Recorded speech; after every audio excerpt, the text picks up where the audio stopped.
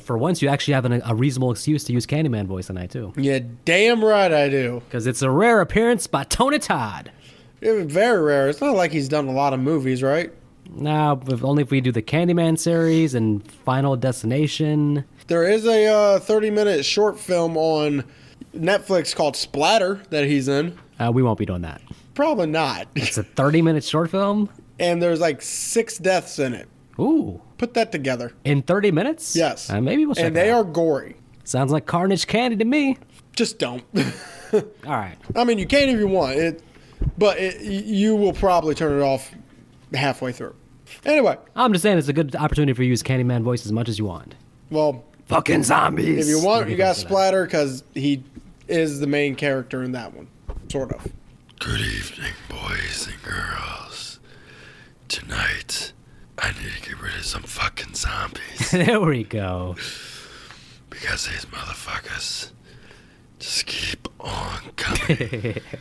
Well, maybe you should go in the cellar like Cooper tells you to, damn it. Yeah, well, everyone hates Cooper, so fuck him. And he could have gotten him killed with his daughter. That's true. Everybody loves Raymond, but everybody hates Cooper. Exactly. And everybody hates Chris also. Good show. Poor Chris. Well, if you I got a brother named Chris. Do you? Yeah. Everybody hates him. It's a great show. If you haven't guessed it, and nobody has, we're reviewing Night of the Living Dead, the remake from 1990, with our favorite Candyman, Tony Todd. Tony Todd. Shit, you know what? I think I may have watched the wrong movie. You did it again, man? First Buffy, now this? No, I'm pretty sure... Well, Buffy was you, for one. Yeah, I watched the damn TV show, yeah. Yeah. I'm pretty sure... Because I don't remember seeing Tony Todd. I remember seeing Dwayne Jones. Dwayne Jones. Ben. From 1968. You watched the black and white version, the original version. How could you do this to me again, man? We're going to pause the podcast. I'm going to edit it an hour and a half later. All right, never mind. Doesn't work. Well, all right, folks. As for this 5-second movie, people die. And Nick very quickly watched the trailer, and now he's up to speed. So. Exactly. Like Barbara being a redhead. Wasn't too much meat on the bones. I don't mean physically. I mean the character. Yeah, there's definitely a little bit more meat for Patricia Tallman's version of Barbara, definitely. Absolutely. And so, actually, let me take a moment and kind of give some background here on the movie. As I watched on the featurette on the Blu-ray, Nerd. Yeah, well, they explained that the original Night of the Living Dead, the one that Nick may or may not watch, the black and white version from 1968. I actually like that version, thank you very much. I like it a lot. It's a classic in horror. Unfortunately for the creators, there was a copyright screw-up. Those motherfuckers. And they didn't get paid for it. Romero, no paid. Savani, no paid. Please tell me Dwayne Jones at least got paid. He was great in that movie. Dwayne Jones, no paid. Go fuck yourself. Nobody made money on it, and for years, they saw the movie grow in popularity, hit movie theaters plenty of times, but guess what? That money was going right in the pockets of the movie theater owners. Because no copyright. Oh, I bet they wish that would happen again. Oh, yeah. Cinemas, yeah. But there's only one way to make money off this movie, to remake it with proper copyright. So the band of creators for the original, they all got together. 22 years later.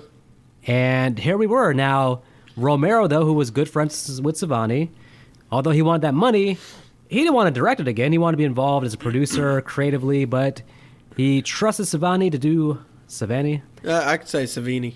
Savini's actually the right way. He trusted Tom Savini to go ahead and take over the directing duties. Savini, of course, had done all the makeup for 78's Dawn of the Dead. Mm. So he was a trusted companion of And Romero. even was in 78's Dawn of the Dead. And remember, Savini went from that straight to Friday the 13th. Ooh, you know what? We need a review from Dusk Till Dawn. That's a good one also, yes. That feels very much a spiritual stepchild of these movies. Especially since Savini has a belt buckle shotgun. Now, Savini as an actor, I will not hype up, sir.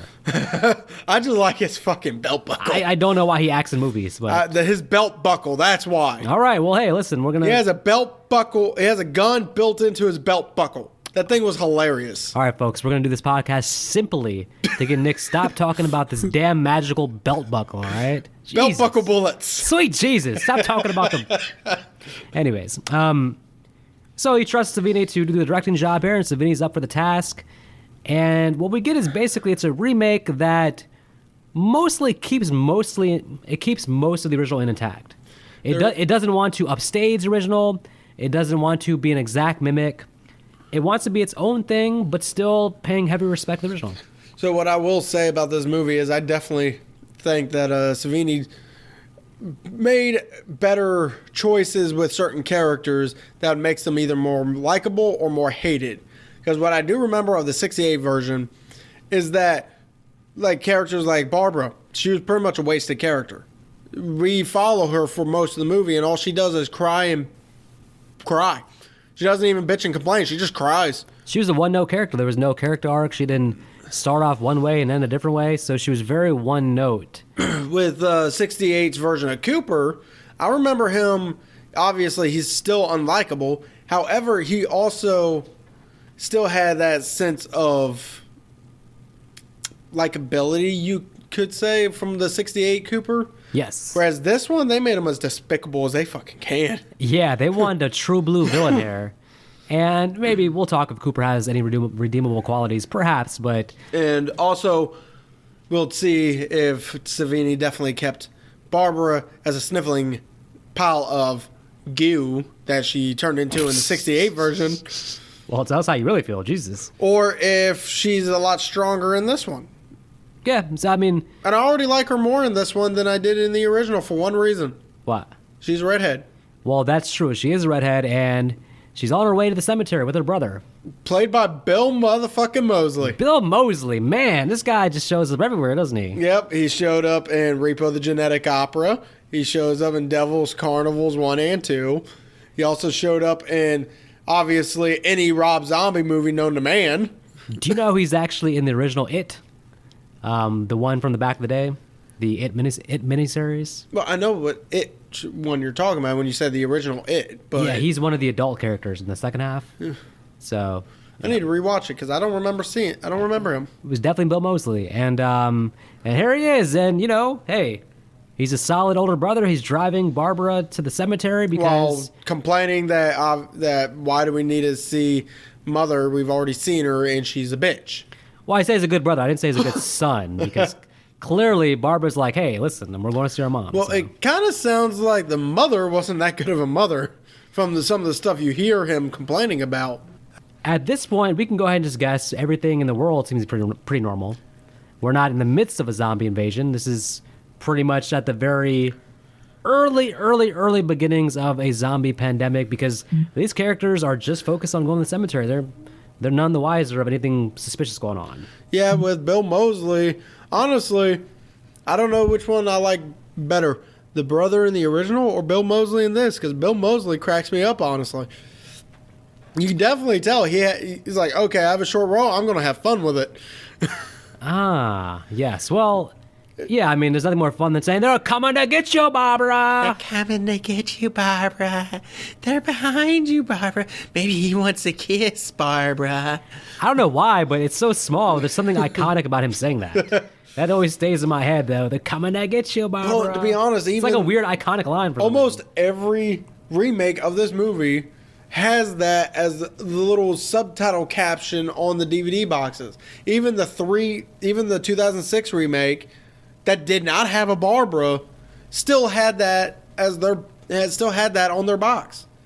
Same with the 2013. Well, that one still had a Barbara in it, but let's not go there. Yeah, well, you know, we're not going to mention these remakes that were lesser remakes from the 2000s. Probably because of the lack of copyright. Anybody can jump in and make that. Me and you could go outside with a camera and make Night of the Living Dead 2021. And I bet you we could still do it better than 2006 and 2013. Easy. Just me being like, they're coming to get you, Nick. No, they're coming to get you, Vic. And then no, they're coming for you, not me. Best movie ever. Well, I think Romero, what he's doing in this movie basically is the zombies really are in the background. This movie is really about how do human beings deal with having to work together in dangerous times, and when things are out of control and there's chaos, can humans stick together or do they turn on themselves? There's all those dynamics going on. It's more about the human relationships here. Oh, by the way. And the first thing we see is that Barbara doesn't like her brother Bill. So. No. But I Wait, is his brother's name Bill, or are we just calling him that because it's Bill Moseley? His name Bill. His name in the movie is Johnny. That's right. But there's something I need to tell you. Yeah. One of your favorite shows, my sir. One of your favorite shows. Wait a minute. Don't do it. Don't tell me. How is this possible? How can this keep happening week after week? What is the connection? Let's get it out. Let's get it over with so we can move on. Sometime in the next couple of years, there will be an animated remake of Night of the Living Dead. It's called Reanimated. Uh-huh. There is an animated version of Supernatural. This guy just wanted to talk about Supernatural randomly in the middle of our podcast. So he brought up not even a connection. I thought fucking Bill Moseley was going to be like a guest star in Supernatural or something. No, there's nothing. I just wanted to fuck with you. Your face when I was bringing it up is just hilarious. They do throw us off the cemetery because we see an old man walking towards them who we assume is probably a zombie because he looks like a damn zombie. Yeah, this old man just very creakily walking up, almost like he's drunk. This is great casting. Whoever was casting was like, okay, we need somebody who's not a zombie, but would be the closest thing to a zombie without actually being one. And this actor, just the way he's walking, the way he's looking, he looks like he's about a 75-year-old drunk guy, but he's not the zombie. Well, to be fair, I'm starting to think I honestly think he may have been attacked by the zombie, because if you see on his head, there's already blood on him. So I'm thinking he may have gotten nipped on the head, so he's turning. Probably. That makes sense. And he probably got bit by the zombie we're about to see. So. Yeah, the one that just attacked Barbara. And it's almost a jump scare, and I guess it is a jump scare. And she is obviously not the same Barbara from 68, because this one is kicking this guy. Yeah, but at this point in the movie, she's definitely still... She's still scared out of her mind. But unlike the original Barbara, the only reason the zombie didn't get her is because, if I remember correctly, it got her brother instead. Yeah. It didn't even get to her yet. Okay, well, let's talk about poor Johnny in this movie, because his death is, from what I can tell, looks painful as a mother trucker. Yeah, so he wrestles I cringed when I saw this. So he wrestles with the zombie to get it off the sister. So obviously, yeah, he likes his sister. Don't take it that way, you damn perverts. Hey, I mean, we're not in West Virginia or Tennessee. Bill Moses is an attractive guy. So he wrestles with the zombie, and then he slips and slams his head into a gravestone. I can think of only a few worse things that could happen to a guy, but this has got to be one of the worst things that happen to a dude. So, to be honest with you... But actually, in the moment, I was like, he might still be alive. To be honest with you... She wrote him off as dead a little bit too quick, I felt like. No, he was probably dead. His neck snapped. Put some Robitussin on Or at the very least paralyzed, so he doesn't feel the zombies eating away at him. Listen, buddy, a little bit of Bengay and Robitussin, he'd be up and walking again in no time. But I will say this, I'd rather that kind of death over being bitten by a zombie. No. Yes, because I don't want to know what it feels like having teeth rip into your skin while you're still alive. Yeah, but you're still alive. And not for long. Yeah, you're going to turn one of the undead. Poor Johnny, I mean, I don't want to feel my head crushed in on the concrete either. So. He died instantly, I'm sure. I mean, seriously, when he went down, he turned into a puppet. Yeah. So on the behind the scenes feature, they showed that they actually did have a complete like mannequin head to look like Johnny, basically. So they basically dropped the mannequin on the concrete, so there's no cutaway. It looks like an actual. But the problem is... That was a good job by Savini. I will say that, yeah, it was if we didn't have the Blu-ray and it looked completely fake. Yeah, but I'd rather that than... I would expect in that case, in most movies, to be a cutaway. But they show him fall onto it, and it just... Even though it looks fake, if you zone in on like, oh, yeah, that's a dummy, it still is like a cringe death, though. Oh. So... Now Barbara runs to the car where we get a naked zombie coming for her. Now, this was cool because... The zombie, when his clothes dropped, you could see he just had gotten the autopsy. Yeah. So they call him the featurette, they call him the autopsy zombie. He's supposed to be fresh off the operating table.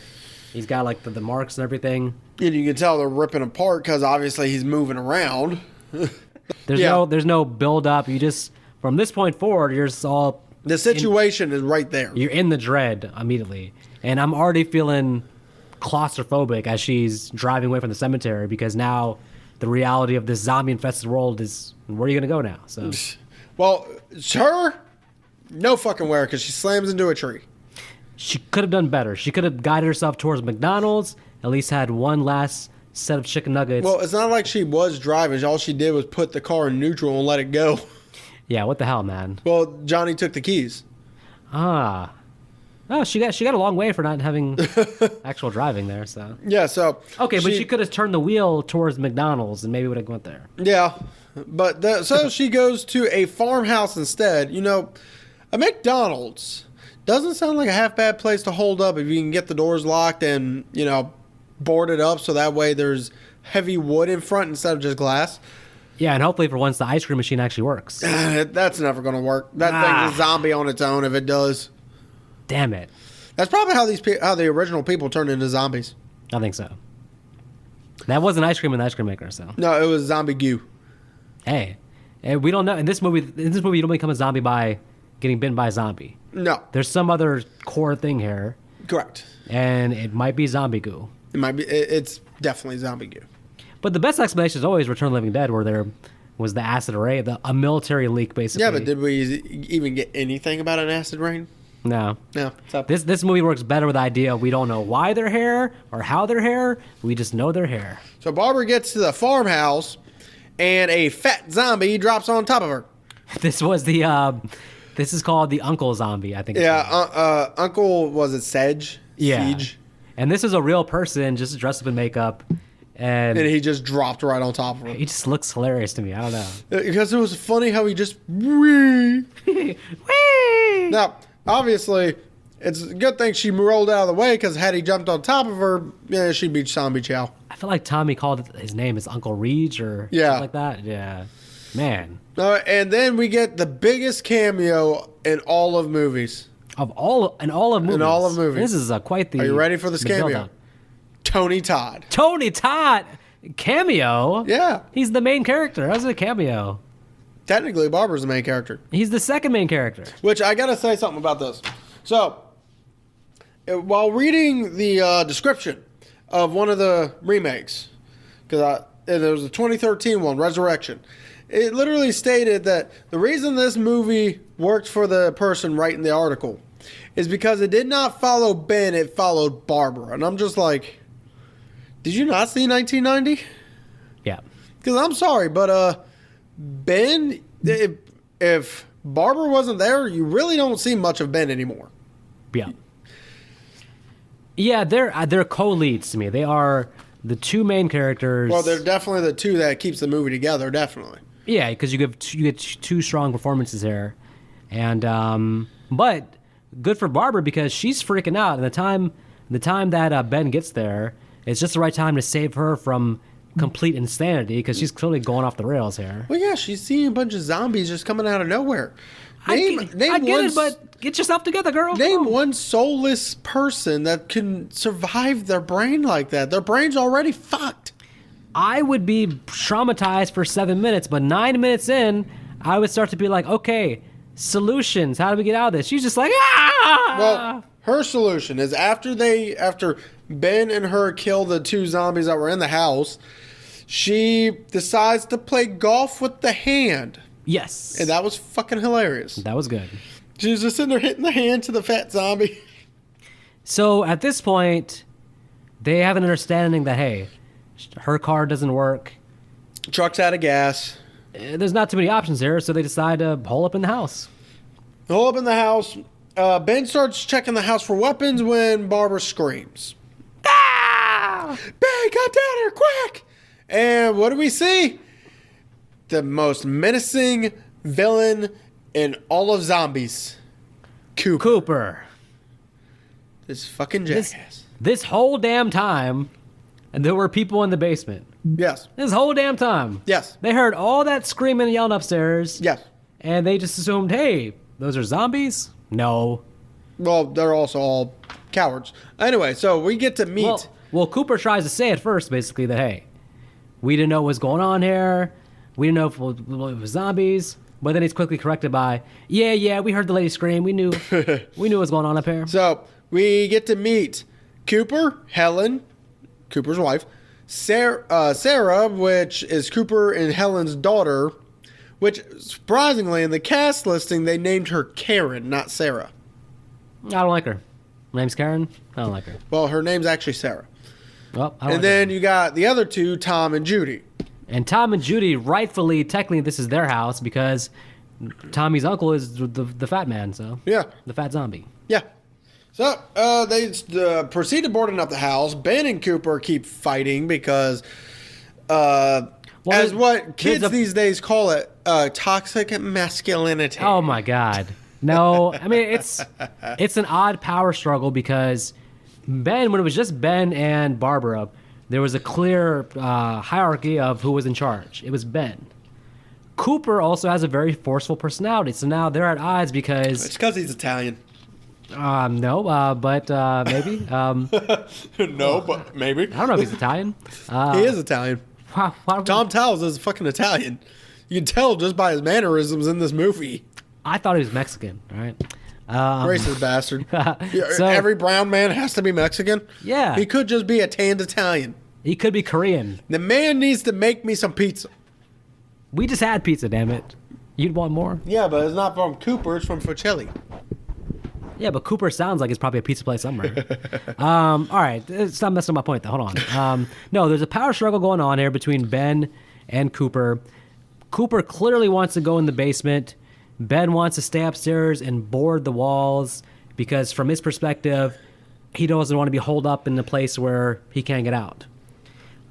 They never established, does the basement have an exit, though? No. Okay, so it's a closed-off basement. Yes. Okay. It's completely fucked. And Cooper's a little bit committed to the basement because his daughter is sick in the basement. Yeah, his I feel daughter's like. sick in the basement. Really can't. I mean, obviously they can pick her up and move her, but it's also potentially safer in the basement than upstairs, except who's going to look in the basement for any survivors? Yep. Well, I think Because Cooper's whole thing was wait out in the basement for until someone comes to help us, which could have been which could be a decent plan but there's obviously hiccups. Every plan that's made in this movie, there's going to be hiccups. You There got has to three. be. Pretty much get three. With Cooper, when you're stuck in the basement, sure, there's a chance the zombies aren't going to come after you because they just don't know you're down there. But how do you know if that person that's upstairs is a zombie or someone actually there to help you unless you go upstairs every now and then? How are you going to eat? Because there was no food down there. I doubt you're going to make that trek upstairs to get something. right. I think Ben, maybe what Ben is clearly thinking is he wants to stay on that first floor, right? But he doesn't want to keep the basement door open, so he has the option to go there if need be. Yes. But he wants that to be the last resort. When everything's going to shit and all the zombies take it over, then he wants to go in the basement. So his thing, Cooper's like, okay, the basement is ours. And Ben is like, leave that door open, though, because we may have to come down there. So I don't think Ben's being irrational. He's thinking basically, okay, from our vantage point, we can see the zombies coming. And then if need be, we can go in the basement. But yeah, I don't know. I mean, there's always, like I said, you can always go upstairs and hole up upstairs. So, me personally, I would have checked the house a lot more thoroughly than Ben did because I would like to see if there was an attic. An attic, especially if the attic is one of those pull downs that you can pull right back up. Those would be the safest place.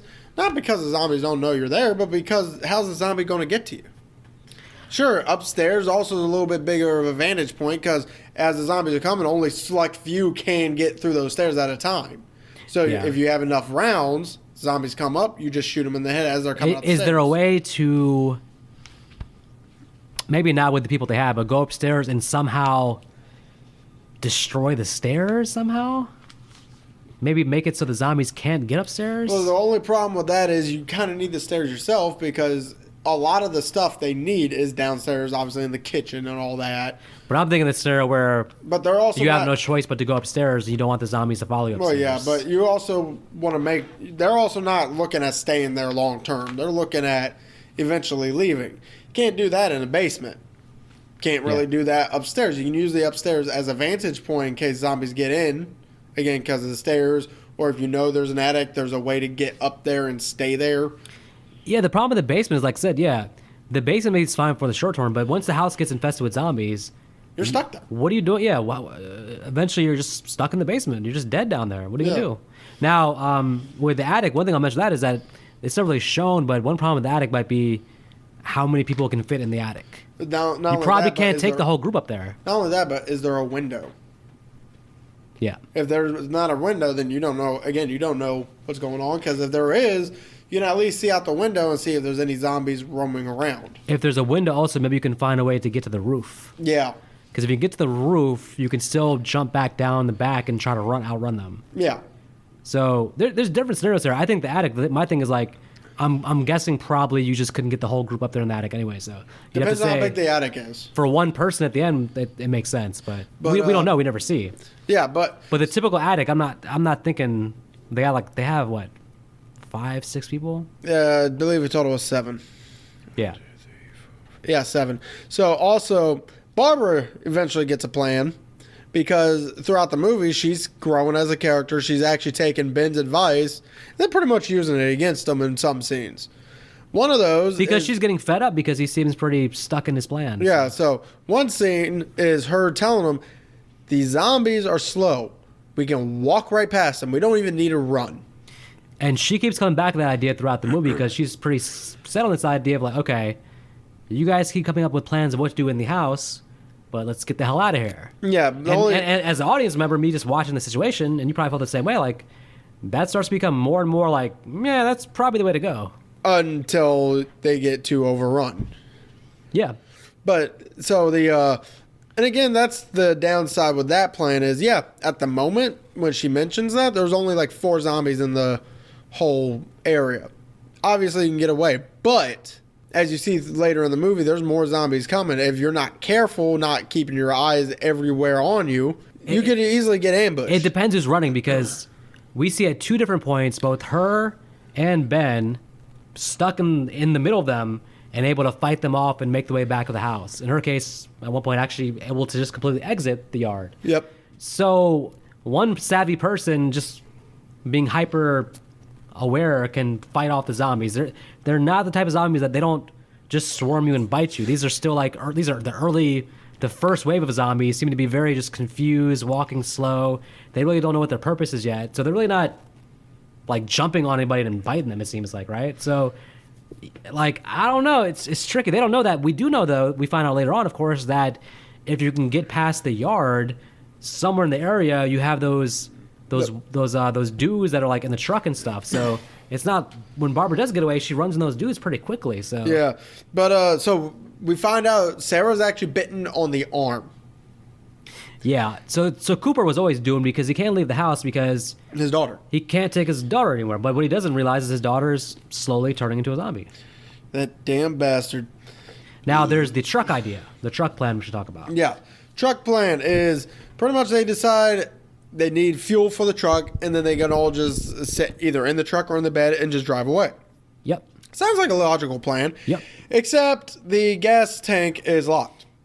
Damn it, where's the keys at, man? Where's the keys? In which case, so they think they found the keys with Reg because they found 2 little keys in his pocket. Makes sense. Think they found the keys, so they make this plan. Judy and Tom, Judy knows how to drive a truck because apparently her family's been doing it forever. Tom is obviously there for support and shooting because Tom can actually shoot. But Ben's going to go also. Ben's going mainly, I think what Ben was doing is as a distraction. Okay, my thing is, yes. How many people did they need to go do this? To be honest, really, 2. Because whoever's driving the truck should be the one person to go get the gas, I feel like. Yeah, while another one with the gun there to defend in case it's needed. But then you also have Ben being the distraction. Right, which keeps most of the zombies away, but obviously not all of them were going to fall for it. But Judy didn't have to go because... Judy was the one that drives trucks. Yeah, but... So she needed to go. She's the driver. She said that, but they made the plan already without her in the first place. It's not like Tommy can't drive. It's mainly so that way they have an extra pair of hands. Because if Tommy drives and Ben was the distraction, what if the zombies got to Tommy? He doesn't have the time to get to the gun. Whereas if Judy drives, Tommy keeps a hold of the gun while Judy does everything else. I guess at the outset it sounds fine, but when this plan goes to shit, then it just feels like everybody died for no reason. Well, that's because Tom decides... Well, no. First of all, the first thing is Judy, as such a good driver, can't hear Tom be like, "Go back for Ben! We lost Ben! We lost Ben! We lost Ben!" And Judy's just like, "Da da da da da." She's playing her Dixie Chicks music in the front seat, so paying no attention. Well, Ben, meanwhile, is flowing off the truck. Well, again, and with him being a distraction, fuck it. Let him be the distraction. That's why. I mean, at this point, what do you think Ben cares about? Do you think Ben wants you to come back for him or get the gas? Me personally, come back for him. No, I'd rather you get the gas, because if I can keep away from the zombies long enough, you can get the gas, come back, then get me. And because the truck is so low on gas, it already hardly starts. So, to be fair, yes, there's holes in the plan, but the plan would have actually worked if they had the right keys. Yeah. So because everything works smoothly at that point. Yeah, because unfortunately they had the wrong keys, and then Tom panicked. Now listen, there's different levels of panic. There's, oh my God, these are the wrong keys. Let's go back and find the right keys. Maybe that's a reasonable level of panic. And then there's another level of panic, which is, oh my God, these are the wrong keys. Shoot the lock! Shoot the lock! at the gas pump. At the gas pump.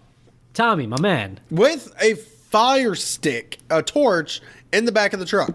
You know, Tommy, I feel like I understand that they built you up as maybe not the smartest guy in the room. But for a hunter, I'm pretty sure he should be smarter than that. I reacted how Ben did. Ben's sitting down the hill, like just watching, hoping that this is going right. Then he says, "What the hell are you doing?"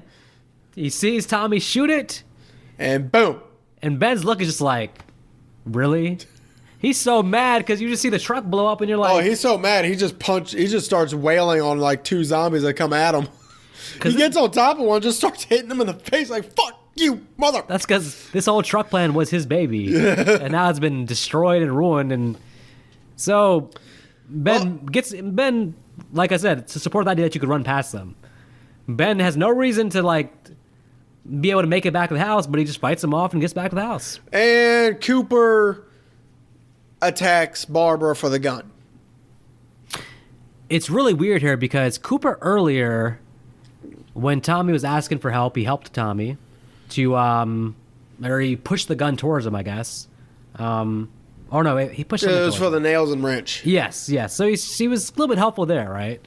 But at the end here, he starts to kind of lose it a little bit. And you're right, he takes the gun from Barbara. Ben gets there, and when Ben gets there, he notices that Cooper is like has the gun. He's looking behind him like he's just as worried about Cooper as he is the zombies coming in at this point. I think Ben and Cooper still could have worked together here. The problem is Cooper's daughter becomes a zombie, who in the basement kills the mom in the only real zombie death scene. Yeah, she rips the mom's pearls out and noms on her neck. And the daughter does look pretty ferocious. Yeah, which I'm just wondering, just one small detail. It's a zombie movie. Yes. Zombies eat people. Yes. You're telling me the only scar this woman had on her is on the neck. The daughter didn't decide to keep eating the mom until the mom came to life? She just took one bite and that was it? It's tricky because I got my own canon here based about this. I feel like literally, I feel like by Dawn of the Dead, right? We're seeing like the fifth wave. I'm going to call them waves basically. I feel like this is the first set of undead zombies, and I feel like it's some weird way they evolve over time. That's why these ones, they don't run. They don't really swarm together and attack people. I don't think they eat full bodies even. So it's kind of like...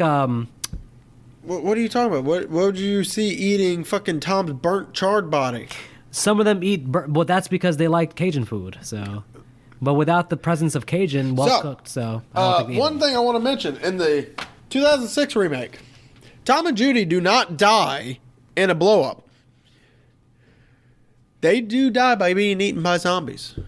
What happens is, they're going for that truck plan still. However, they stop to have sex. Oh, okay. Yeah, in the middle of the zombies. The zombies just come in for the truck and they stop to have sex.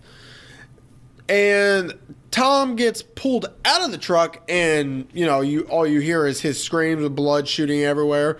Her in the truck screaming, and then a zombie breaks through the back of the truck, pulls her out. By the way, she's naked, so you see titties flying everywhere. Wow. The zombie bites her once, lets her go, and then again tries to get in. It's like, dude, you already got in. Get back in. The more you describe this 2006 remix, the more you describe this, the less I want to see it. Now Ben gets a gun because a cop zombie falls in. So both Ben and Barbara get a gun. Now it's an old-fashioned shootout coming between Ben and Cooper because Cooper's daughter comes up. And Barbara shoots Cooper's daughter. Well, Ben is like telling Cooper, shoot her, Cooper. It's not your daughter. He's like, I can't. It's my daughter. But at this point, it's clearly a zombie daughter. Yeah, zombie daughter. But it completely ignores him and goes for her. So I'm guessing the zombie daughter did not like the mother as much as she likes the father. Yes, agreed. She chose who she wanted to have custody. Yes. Of her zombie body. Yes. So Ben and Cooper shoot each other. And unfortunately for Ben, he ends up bleeding out. This is one time where Ben lost his mind a little bit because he keeps shooting at Cooper, even when Cooper goes upstairs, forcing Cooper to shoot back and shoots him a second time. It's like, all right, Ben, you shot him. He went upstairs. You're too invested in it. Like him and the downfall of Cooper and Ben are that they get way too into their personal rivalry with each other. They really don't like each other. They really want to both be in charge. And Barbara's in the middle being like, you two clowns are acting like children. So, anyways, but that's... So Barbara then decides, I'm getting out of here because this isn't going to work. We're about to be invaded. And Ben's like... I can't go. You got to go. I'm too hurt. Yep. So he gets himself in the basement, locks it, listens to a radio broadcast, and he's just telling, they got that right. They got that right, too. But the irony of all ironies, what does he find down there in the basement? The gas pump key. If Cooper would have just listened earlier. Yep. And looked around and helped, they would have had the keys. Yep. And Cooper also miraculously finds an attic. A damn attic. At the last second, perfect size for him to crawl up in there, and Cooper might just survive the night. Yep. So Barbara then walks through the zombie. She doesn't run, by the way. She just walks through the zombie horde. In which case, she runs into some rednecks. Yes. One of them obviously likes what he sees. Yes. And as she's going through their camp, she explains to them about the farmhouse. Because and it says there may be survivors there. So they go to the farmhouse looking for survivors, and then we see Ben unfortunately succumb to his wounds and is a zombie. But you made the point that basically that he didn't get bitten by a zombie though because nobody had come into that basement door. That door had to be sawed off. It was still locked up. Yes. So he just died, he bled out from his gunshot wounds and became a zombie that way. Yeah, because unfortunately they did mention in this movie the recently dead come back to life. They didn't say exactly how the dead have to come back. So, and obviously this outbreak had to start somehow. So it's clearly, if you look at it this way, it's a virus that every human apparently has now. Yes. And unfortunately, now I sound like I've watched The Walking Dead, which, yes, I have. But the real question is, what came first? I'm pretty sure this movie, the '68 version, came first. I'll have to look that up to confirm. So. Yeah, but I guess technically the '90 version came first before the comic. Yes. Because the real question is, because if the comic came first and that is released in the comic very early on, then Savini may have grabbed it from the comic. Because in the earlier movie, you don't see any of these characters turn into zombies from a death shot. Yes. Then again, none of these characters turned into zombies technically, except for the little girl, but she was bitten. Yeah. So I mean, we had that twist because the original, of course, Ben is not a zombie, but they mistake him for a zombie and shoot him. Allegedly. There is talks that they shot him because they knew he was black. You had that racism undertone, which made a lot of sense. In this movie, though, our twist is that Cooper's still alive. Yep. And he goes, Barbara, you came back. Yeah, she doesn't take long to think about the idea that she wants to kill him, and she shoots him and the two guys that found her just comes up, just nonchalant, looks at the dead body, and she goes, burn that one too. And they just look at him like. I think they know though. They look like that's a human being for sure. But yeah, they knew. They literally they just came in, looked down at him, and they even got that questioning eye. It's just like, she goes, burn this one too. Because they've seen a bunch of zombies, now they see like a human body basically, so you can tell the difference. So they're just like, and they just heard a gunshot, because it's not like she has a silencer on that damn thing. Now if this was a comedy, I would have had her walk out the scene all badass, and then one of them's like, hey, call 911. She's going down for murder. That would have been a fun end. And like I said, these two rednecks actually still did something funny. They just looked at the body, watched her walk away, looked back at the body, and went, we're not messing with her.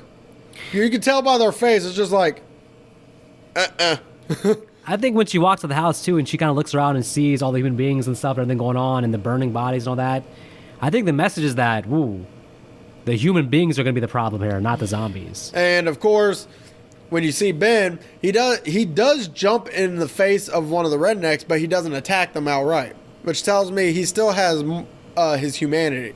Especially when he looks at Barbara, and you just see a smile, like, "Oh, you did come back for me." Yeah, unfortunately, they shoot him in the head right then. So. Well, to be fair, that was the only thing that was going to happen. That was the only thing that could happen at that point. I mean, something tells me Barbara was probably the one to shoot him. Yeah, at a certain point, zombie instinct was going to take over, but at this point, he was still probably 30% Ben, 70% zombie. Yeah, because again, he looked right at her and just smiled. It was just like, "Oh, that's heartwarming." And then something tells me Barbara was the one to shoot him, because we don't see who shoots him. We just see 3 bullets go into his face. I think someone else shot him, because they do cut to kind of a reaction shot of her, and she still looks kind of stunned by it. Nah. I think seeing him get shot is why she then is like, sees Cooper and is like, you don't get to make it out of this. Not after I just saw what happened to Ben. All right, so categories. Best performance.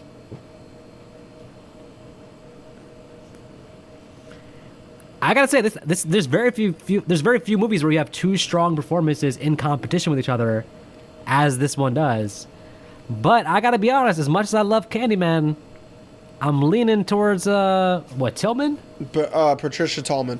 Patricia Tallman, I'm leaning towards her because she had more of a story arc. Yeah, if her character stayed how she was in the first 10 minutes, I wasn't gonna like her character. But the fact that she wises up and becomes tougher as it goes, by the end of the movie, I'm all on board with her. I would like to follow her character going forward to see what she does with the rest of She probably got eaten.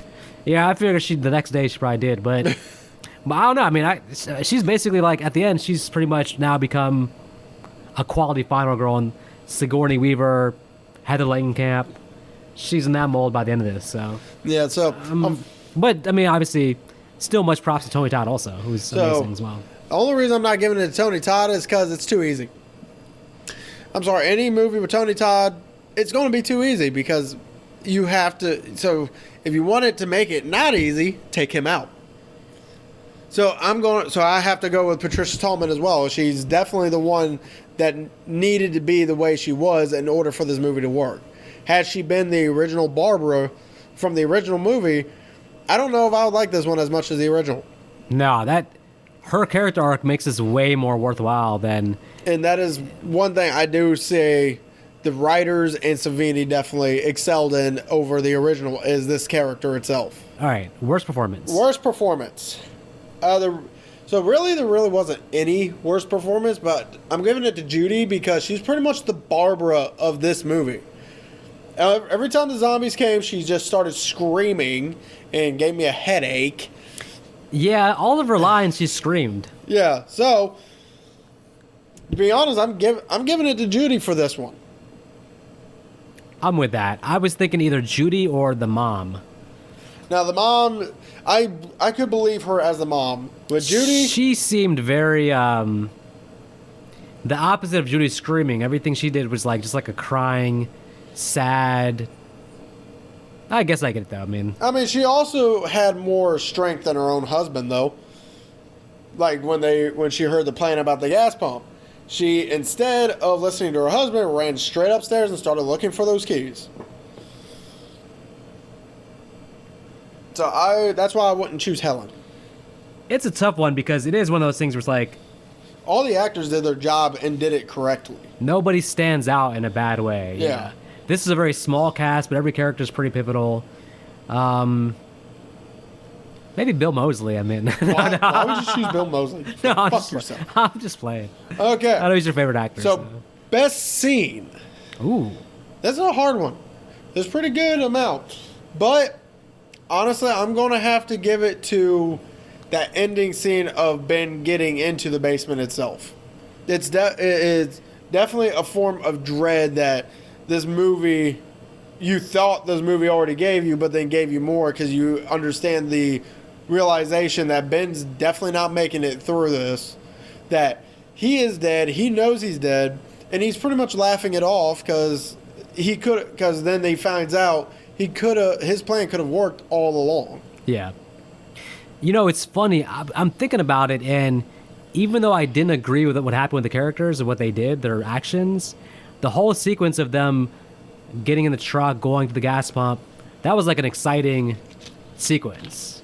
So I did like that scene a lot because just seeing how it played out, basically. And then when the damn thing explodes, I was pretty shocked. So I'm going to go with that whole sequence of them. How are you shocked? I mean, seriously, what were you doing, Tom? That's what I'm saying. I was shocked that they would do that. So worst scene for me is Vic's best scene. The fucking Tom shooting the goddamn gas pump. I mean, to me, it was suspenseful. I wanted to see what happened, but I get it. I mean, disagreeing with how the characters act, absolutely, 100%. For me, worst scene, though, I don't know if I have a worst scene, man. It's like, maybe the scene with the daughter biting the mom. It felt kind of out of place. I don't know. Well, not only that, but also, you're telling me this mom, knowing full well what's about to happen, doesn't push her away. The zombies don't have a whole lot of strength to them at the moment. Explored more. So to be honest, it would have to be how this all got started. It's funny because maybe that would be at the expense of the mystery behind it. And just the fact that it starts right in the action. But what you could do maybe is like have a bigger newscast in the middle on the television to where you get more of an explanation. Instead of what we get because fucking Cooper decides to take it into the basement. He's like, and drops it. Yeah, and drops it because Ben sees them. Maybe that's my worst scene, them fighting over the TV. It's so ridiculous. You keep that TV up here! What's bad is Cooper had a point, but at the same time, you could tell by Cooper's faces and actions, yeah, he was taking that motherfucker downstairs. Okay. All right. What would you like to change? Honestly, nothing. Movie is pretty damn good as it is. If you change anything about it, it's going to change the story, and even the slightest way could change it for the worse. There's no filler here. Everything's tightly paced, and it's like, yeah, I mean, you really can't change anything without having like changing a lot because every single thing is like pretty pivotal, I guess. And so, as for final thoughts, me personally, I liked all the characters, even Cooper, because again, he technically did his job. He's a solid villain. He's a solid villain. You got the zombies, which some of the makeup of the close-up ones are amazing because you can actually see the ooey and goos and pus and all this other shit that makes them just disgusting to look at. And also you got the situation itself, being trapped in a farmhouse especially with two people like Ben and Cooper are constantly going at it. You don't feel any kind of security at all throughout the whole thing. Especially just slowly watching how many zombies come up to the door just makes it even worse.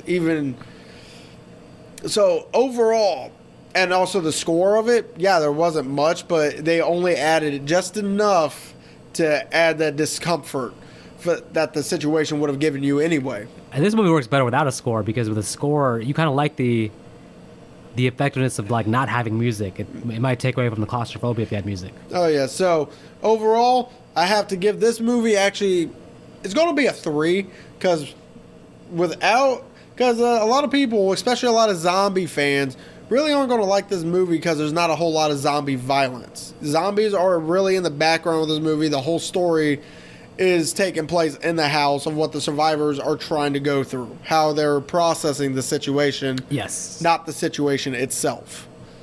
So, overall, it's a solid remake. It's actually a remake that could be classified as better than the original. I wouldn't know because I do need to rewatch 68. I haven't watched 68 in probably 5 years now. Ditto.